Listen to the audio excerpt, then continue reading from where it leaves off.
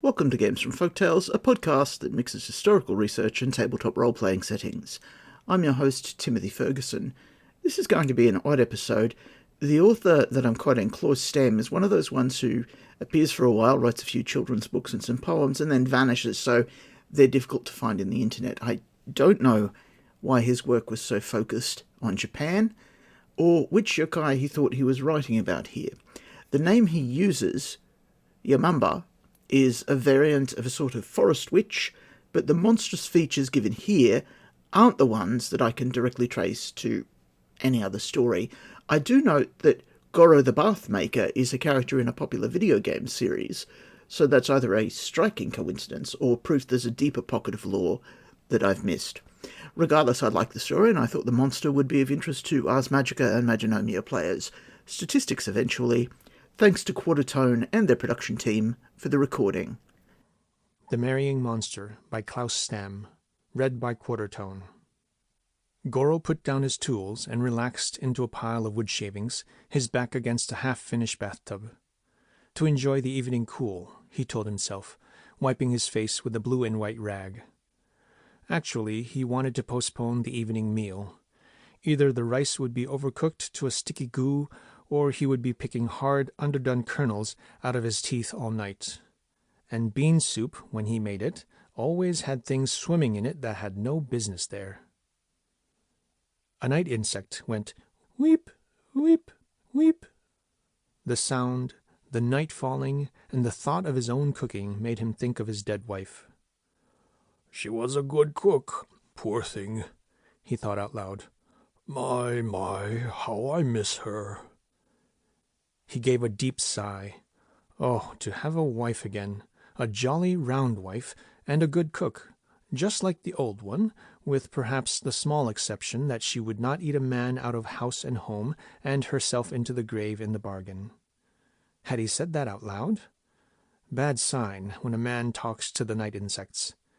Better to go into the house, better to eat rice and bean soup. He shuddered. He began to get up and paused halfway, one hand against the wood of the tub, the other shielding his eyes. He peered into the forest that came almost to the workyard. Someone was coming through there. He heard it. He sat down again. Fireflies flitted among the trees. What if it were his wife's spirit? Would it be a chubby ghost? It should be. A woman walked out of the forest. She was tall, he noticed, watching her thread her way among the finished and unfinished buckets and tubs, tall and slender, almost gaunt. She had her sleeves tied back out of the way with a white tasuki cord, as though ready for hard work, and her bare arms were wiry and capable-looking. She bowed. Goro scrambled to his feet, catching a splinter or two in his shoulder on the way up. He bowed. "Good evening," said the woman. "Is this the house of Goro, the cooper who wants a wife that does not eat too much and is a good cook?" Goro's eyes crossed and his mouth fell open. His fingers scrabbled. "You do look unwell, like a starved goldfish," said the woman. I don't mean to be rude." "I haven't had dinner," said Goro, for want of anything brilliant to say. He felt wondrously helpless. Things like this did not usually come up in the tub-making business. "Naturally, poor thing. I'm sure you can't cook well either," said the woman, and Goro marveled how ever she had guessed it. "Well, I can cook. I can do the work of 3 women. Into the house with you now before you catch a cold. Shoo!" She drove him ahead of her into the house. "I would say I'm quite charming," she said, closing the door behind them, "when one gets used to me. As for my name, why, wife, I think, will do nicely." And sometime in the next few days, still with the feeling that he was being left out of things, Goro found himself married. The new wife was an excellent cook, and indeed did the work of 3 ordinary women. Dinner was never late, and the house was generally spotless. She spoke neither too much nor too little. On evenings, when Goro came home discouraged, she always had some good remark ready about the tub-making business, how much artistry and labor went into a good bucket, how unreasonably little money went to the hard-working artist. Cheering things. flattering things. Goro gained weight and was not unhappy. At mealtimes, his wife ate a little more than a bird, but not quite so much as a large cat. The food bills went up and up. Goro gradually discovered that with the little eating going on, he was using up food at a rate to feed 6 or 7 Coopers together with a few aunts and uncles. "Curious," he muttered. "Very," and determined to investigate. One morning he made a great fuss about getting measuring equipment together. He told his wife that he was going to a village half a day's walk away to take measurements for the village headman's new tub. Then he went a short distance into the forest and waited behind a tree. When he saw his wife go to a nearby meadow to gather mushrooms, he flitted around to the back of the house. Hiding his tools behind the rear door, he crept inside. He shinnied up the center pole and flattened out against one of the big ceiling beams and waited. His wife came back and put on the fire the largest pot in the house. From the storage bins, she took about 5 pounds of rice and fell to washing it. She ladled out enough bean paste to fill nearly another big pot and made bean soup. "Who," wondered Goro on his beam, "is she expecting, and how many of them?" He blinked again. His eyes rather rolled up. She had slid the kitchen door out of its frame and was using it for a dumpling factory, lining the dumplings up, lines and lines of rice dumplings like fat, well-paid soldiers.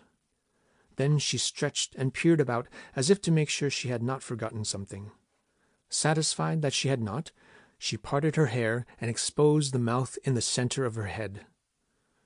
Goro made a circle of his thumbs and forefingers, trying to calculate the size of the thing, and nearly fell off his perch.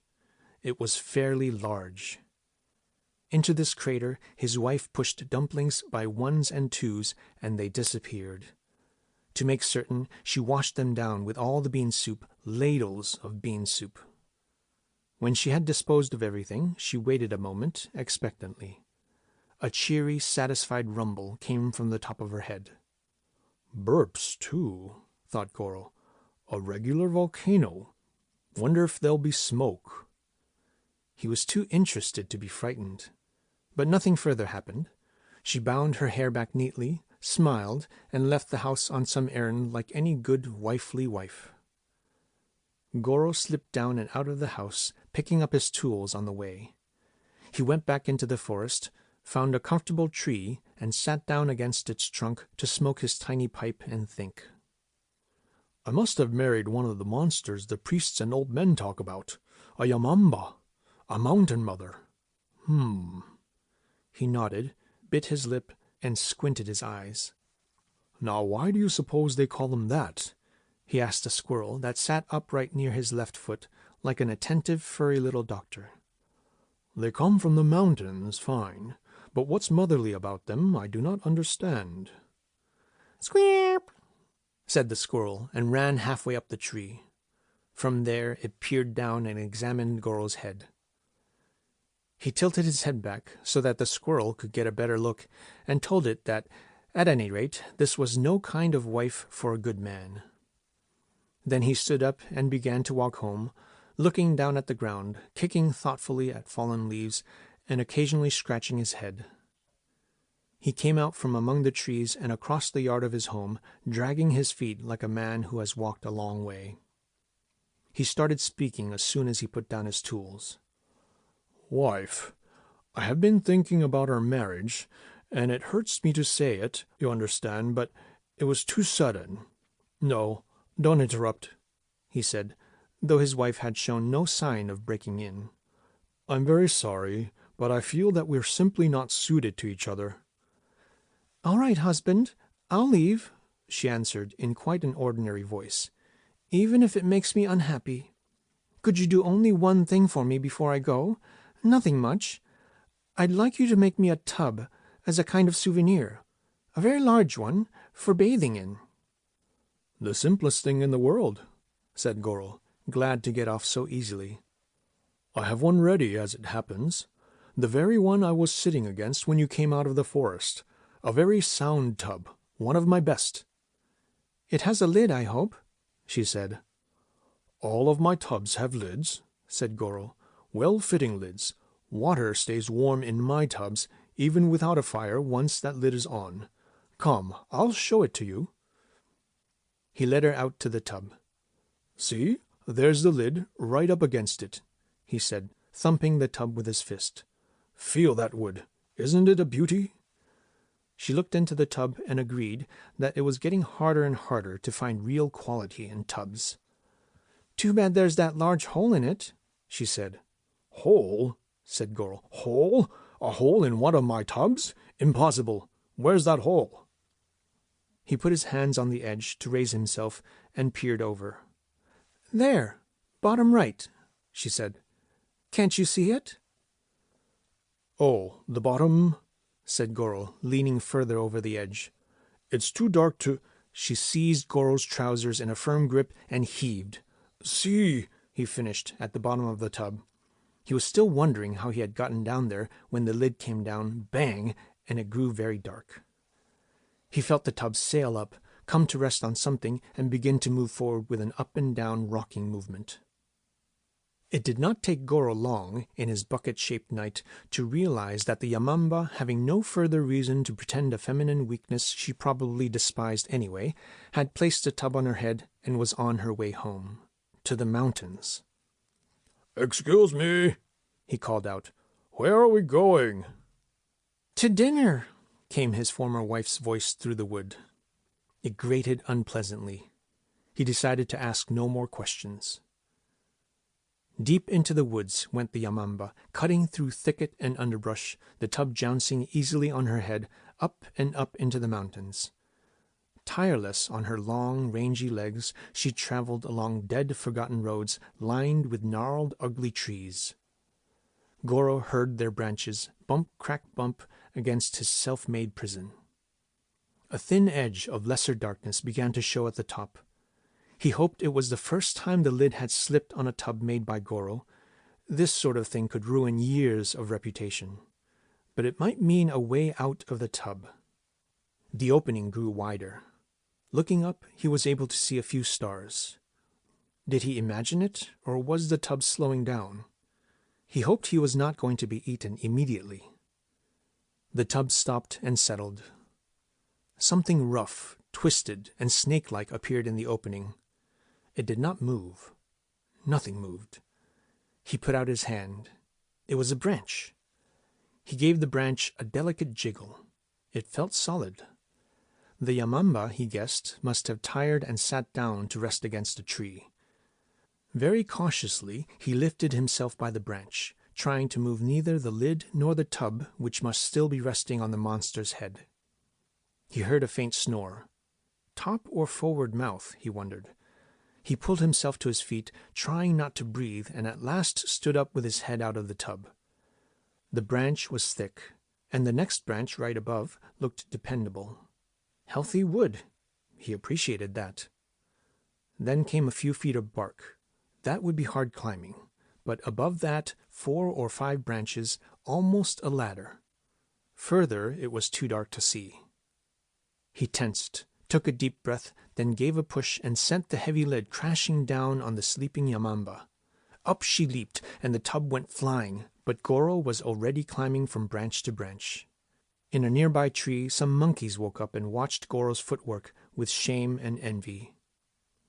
From the ground, the Yamamba stared up at him. It was a rare chance to see just what a Yamamba really wore for a face, and he decided it was not very attractive. Down below, the monster was letting down her horrible hair in a businesslike manner. "Dinner will be early," she said with a ghastly, girlish laugh. "I was getting quite hungry." She started up the tree, the top mouth opening and closing.